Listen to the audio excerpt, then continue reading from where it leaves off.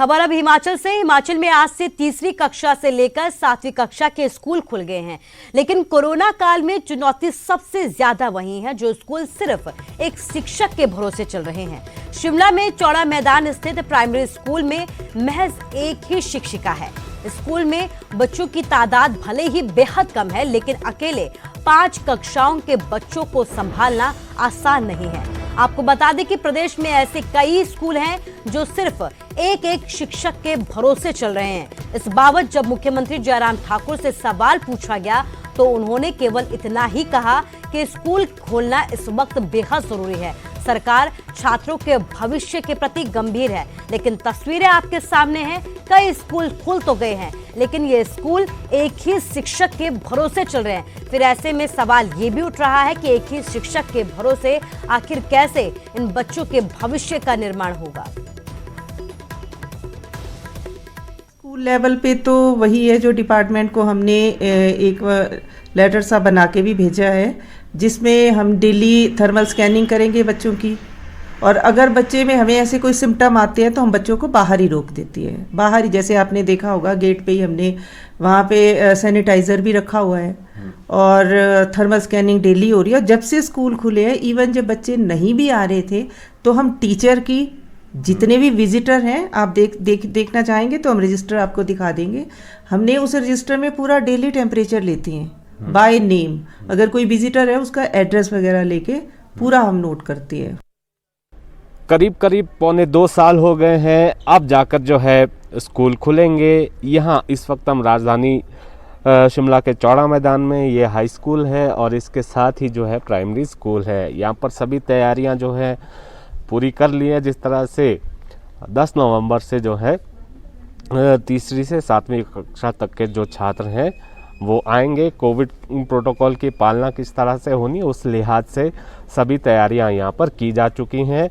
और यहाँ पर ये भी हमें जानकारी दी गई प्रबंधन की तरफ से कि यहाँ पर सोशल डिस्टेंसिंग किस तरह से मेंटेन की जानी है, माइक्रो प्लान किस तरह से बनाया जाना, वो सारी तैयारियां की गई हैं। यहाँ पर स्ट्रेंथ बहुत कम है तो यहाँ पर सोशल डिस्टेंसिंग का मसला नहीं है।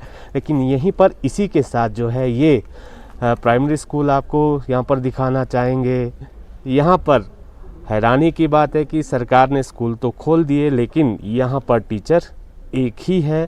तो ऐसे में कैसे जो है कोविड की पालना सुनिश्चित की जाएगी। इतने सारे बच्चे हैं, 20-22 बच्चे ये बताए गए, तो इनको संभालना भी है, पढ़ाना भी है। एक मिड डे वर्कर इनके साथ है।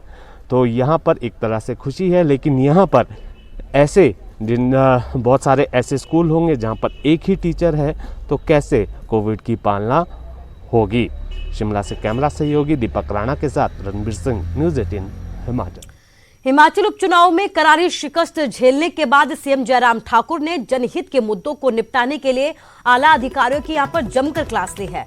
भर्तियों के अलावा कई विकास परियोजनाओं के मामले कोर्ट में लंबित है, उनको लेकर भी सीएम ने सचिवालय में बैठक की और तय समय सीमा के भीतर सभी मामलों के निपटारे को लेकर कड़े आदेश भी जारी किए हैं। जयराम ठाकुर ने कहा कि कोर्ट के मामलों का किस तरह से निपटारा किया जा सके। विभागों में भर्तियां भी पेंडिंग पड़ी हैं और विकास कार्य भी रुके हुए हैं। इस पर अधिकारियों को जरूरी निर्देश जारी किए गए हैं। एडवोकेट जनरल के साथ कुछ एक डिपार्टमेंट्स की जो हमारे केसेस पेंडिंग है हाई कोर्ट में, उसके सिलसिले में हमने विस्तार से बातचीत की है। JOIT का है, JBT का है, इसके अलावा और भी बहुत सारे केसेस हैं, बहुत सारे केसेस हैं। उनको जल्दी हम कैसे एक्सपेडाइट कर सकते हैं ताकि बहुत सारी अपॉइंटमेंट जो पेंडिंग है हमारे यहाँ हिमाचल प्रदेश में, उस प्रोसेस को हम कंप्लीट कर सके, लोगों को रोजगार भी दे सके और रोजगार के साथ साथ में उनको राहत भी दे सके। हांसी में आवारा पशुओं का आतंक लगातार बढ़ता जा रहा है। बेसहारा पशु आए दिन किसी न किसी को अपना शिकार बनाते हुए नजर आ रहे हैं और गंभीर रूप से घायल कर रहे हैं। लेकिन आवारा पशुओं के निपटारे के लिए प्रशासन के सभी दावे खोखले साबित होते जा रहे हैं। शहर की जैन गली में एक गाय ने साध्वी पर जोरदार तरीके से हमला कर दिया। अपने पैरों तले उसे बुरी तरीके से रौंद डाला। आसपास के लोगों ने बड़ी ही मशक्कत के बाद गाय को वहां से भगाया। पूरी घटना वहां सीसीटीवी में कैद हो गई।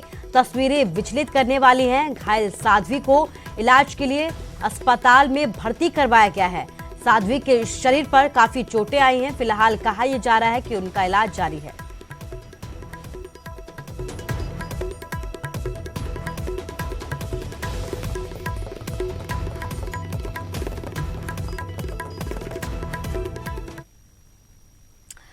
और हरियाणा की मंडियों में धान की खरीद सुस्त रफ्तार के साथ किसानों को इसमें खासा परेशानियां भी उठानी पड़ रही है।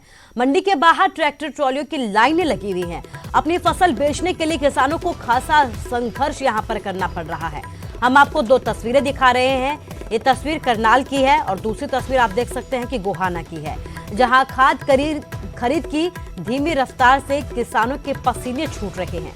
मंडी के बाहर सड़कों के बाहर जाम लग गया है। जाम इतना लंबा है कि लोगों को आने जाने में घंटों इंतजार करना पड़ रहा है।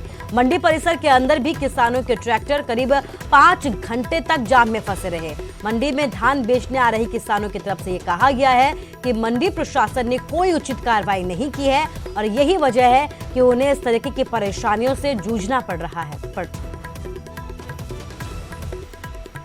दिन है, भूखे प्यासे यहाँ पड़े हैं और फसल ट्राली में खड़ी है वो खराब होती जा रही है। अगर गेट पास कटता है तो मंडी में जाएगी, वहाँ उतरेगी, आगे व्यापारी मना करेंगे हम ये नहीं लेते, उसका रेट भी भाव कम लगेगा, तो किसान भी फिर भी मारा गया। इस अधिकारी से बात हुई है यहाँ पर? बिल्कुल नहीं जी, आश्वासन दिया था जिन्होंने आज का। तीसरा दिन है जी। अब वहाँ अंदर जाते हैं मार्केट कमेटी में, जो कोई नहीं मिलता जी। आगे कैमरे में देख लेते हैं, कुछ भी देख के छुप जाते हैं जी। कोई बात करके राजी नहीं है, कोई बड़ा अधिकारी आता नहीं मौके पे, क्या हो रहा है क्या नहीं हो रहा है जी, कोई समाधान नहीं है इसका जी।